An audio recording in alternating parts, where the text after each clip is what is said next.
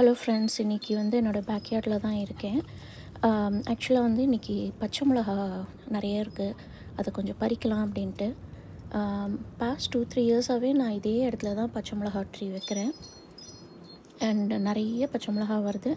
நான் அதை வந்து வின்டர் சமயத்துக்கு ஃப்ரீஸும் பண்ணிக்கிறேன். ஸோ சரியாக தான் இன்றைக்கி டெம்ப்ரேச்சரும் நல்லா 80s இருக்கா, சூப்பராக இருக்குது. அதனால் கொல்லையில் வந்து பறிச்சுடலாம் அப்படின்ட்டு பறிச்சுட்டுருக்கேன். இது பறிக்கிற சமயத்தில் வந்து என்னோடய ஆலிவ் பெட் அவள் வந்து குறுக்கையும் நடுக்கையும் வந்து பாருங்கள், இப்போ கூட வந்திருக்கா. Hi olive. குறுக்கையும் நடுக்கையும் அங்கேயும் இங்கேயும் ஓடின்னு இருக்கா. அவள் மட்டுக்கு அவளோட அட்வென்ச்சர் பண்ணின்னு இருக்கா. ஆனால் எந்த செடியும் டேமேஜ் பண்ணுறதில்ல. அவள் மட்டுக்கு அப்படியே சுற்றி தான் வந்துட்டுருப்பாவ. ஸோ பட் எனக்கு சிம்பா என்னோட இருக்கிற மாதிரி எப்போதும் இவள் வந்து கூடவே தான் இருப்பாள். நான் செடி கிட்ட வந்தேனாலே she'll be waiting for me to come out, அந்த மாதிரி. ஸோ அதனால் சரி, இன்றைக்கி நல்ல வெதரும் சூப்பராக இருக்குது, நல்ல காத்தோட்டமாக பிரிஸ்காக இருக்குது. ஸோ போய் பறிச்சுன்னு வந்துடலாம் அப்படின்ட்டு நிறையா பறித்தேன். இதில் கொஞ்சம் சிகப்பார பச்சை மிளகாவெல்லாம் காய வச்சு வின்டர் சமயத்தில் அந்த க்ரீன் வந்து ஃப்ரீசர்லேருந்து யூஸ் பண்ணிப்பேன்.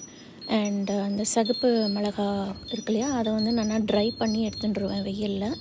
ஸோ அதை வந்து நம்ம பட்டை மிளகாக்கு பதிலாக கூட சில சமயம் இப்போ ரஸ்க்லலாம் போடணுன்னா அதை கூட போடலாம். சும்மா வாசனையாகவும் ரொம்ப ஸ்பைஸியாகவும் எல்லாமே நல்லாயிருக்கும். ஸோ அதனால் இன்றைக்கி எவ்வளோ தேர்றதுன்னு பார்ப்போம் பச்சை மிளகா. அதுக்கப்புறம் அந்த பக்கம் நான் காமிச்சேன் இல்லையா, ஆர்ச் கிட்ட, அதுக்குள்ளே ஒரு அவரைக்காய் செடி இருக்குது. அதையும் வந்து போய் பறிக்கலான் இருக்கேன் நான். கொத்து கொத்தாக இருந்தது அன்றைக்கே, ஆனால் அது அன்றைக்கெல்லாம் வந்து பேபியாக இருந்தது. ஸோ இன்றைக்கி வந்து அது கொஞ்சம் பெருசாக இருக்கும்னு நம்புகிறேன். சரி, அந்த கொத்து அவரைக்காவையும் பறித்து உங்கள்கிட்ட காட்டலாம் அப்படின்ட்டு. இது வந்து பச்சை மிளகாய். இங்கே பாருங்கள், அவ்வளோ சூப்பராக இருக்குல்ல, ஃப்ரெஷ்ஷாக இருக்குது. அது செடியிலேருந்து பறித்தது அவ்வளோ ஃப்ரெஷ்ஷாக இருக்குது. இதுதான் சொன்னேன், அவரைக்காய். இங்கே கொத்து கொத்தாக இருக்குது பாருங்கள். நான் அன்றைக்கி நல்லா குட்டி குட்டியாக பார்த்தேன், இன்றைக்கி எல்லாம் கொஞ்சம் பெருசாக இருக்குது. ஸோ இந்த கொத்து அவரைக்காய் எல்லாத்தையுமே பறிச்சு விடலாம் அப்படின்ட்டு. பாருங்கள், பச்சை மிளகா, அவரைக்காய் கார்டன்லேருந்து எவ்வளோ ஃப்ரெஷ்ஷாக இருக்குன்னு.